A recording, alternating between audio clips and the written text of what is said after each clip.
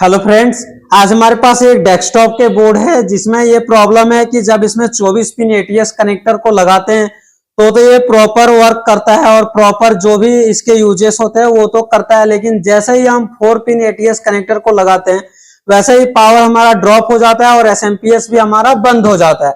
तो चलिए हम इसको स्टेप बाय स्टेप चेक करते हैं और कहाँ पे प्रॉब्लम है ये हम आपको दिखाने वाले हैं। अगर सेम प्रॉब्लम आपके पास भी है तो अब इस तरीके से आप फॉलो करके उसे ठीक कर सकते हैं।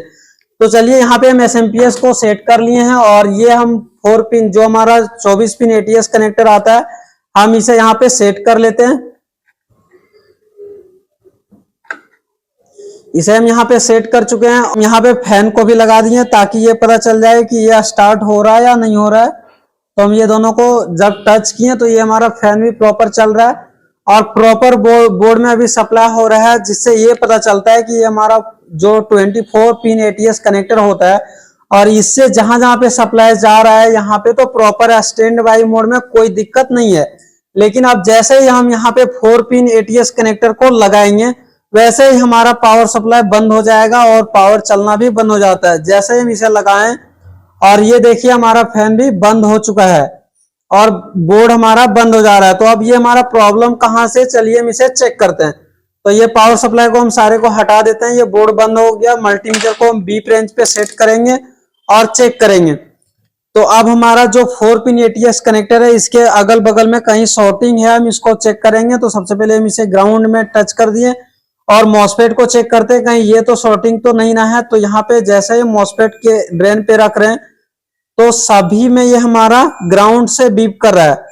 इससे ये हमें पता चलता है कि इस सेक्शन में तो हमारा शॉर्टिंग है ही, लेकिन इसे हम चेक कर लेते हैं कि कहीं हमारा ये जो सीपीयू लगा हुआ है ये तो शॉर्ट नहीं ना है। तो हम सीपीयू को एक बार बाहर निकाल के और फिर से हम चेक करेंगे। सीपीयू को हम ये बाहर निकाल लिए और फिर से एक बार हम ग्राउंड से चेक करते हैं।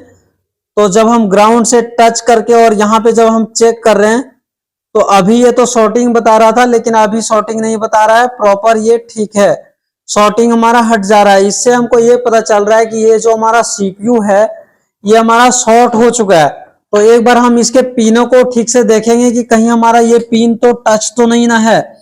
तो इधर में तो सारे देख रहे हैं तो प्रॉपर ठीक है, लेकिन यहाँ के जो 2 पिन है वो आपस में टच हो चुका है जिसके कारण हमारा बोर्ड में शॉर्टिंग बता रहा है। और ये सीपीयू सेक्शन में जो हमारा वीआरएम सेक्शन होता है या फिर जीएफएक्स सेक्शन होता है यहाँ पे हमारा प्रॉब्लम है।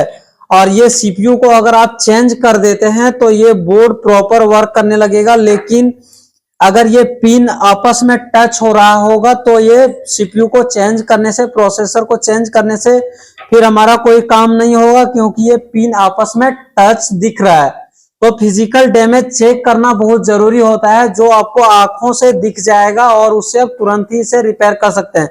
जैसे ही हम थोड़े मेहनत करके अच्छे से जैसे ही देखते हैं तो ये आपस में दिख रहा है कि ये टच है और इसी तरीके से आप बोर्ड को अब रिपेयर कर सकते हैं। अगर कोई कंपोनेंट जला हुआ दिखेगा तो उसको हम फिजिकल डैमेज को देख करके भी और ठीक कर सकते हैं। तो अगर आप पूरा वीडियो को देखे होंगे तो ये पूरा प्रोसेस आपको कंप्लीट समझ में आ चुका होगा। और अगर आप चीप लेवल रिपेयरिंग सीखना चाहते हैं, लैपटॉप, डेस्कटॉप या mobile repairing, AC, fridge, cooler, house wiring, stabiliser, तो आप हमारे इंस्टीट्यूट एसएमटीसी धनबाद को ज्वाइन कर सकते हैं और अपने कैरियर को बूस्ट अप कर सकते हैं, जिससे आप कोई रोजगार को पा सकते हैं, खुद का बिजनेस को स्टार्ट कर सकते हैं।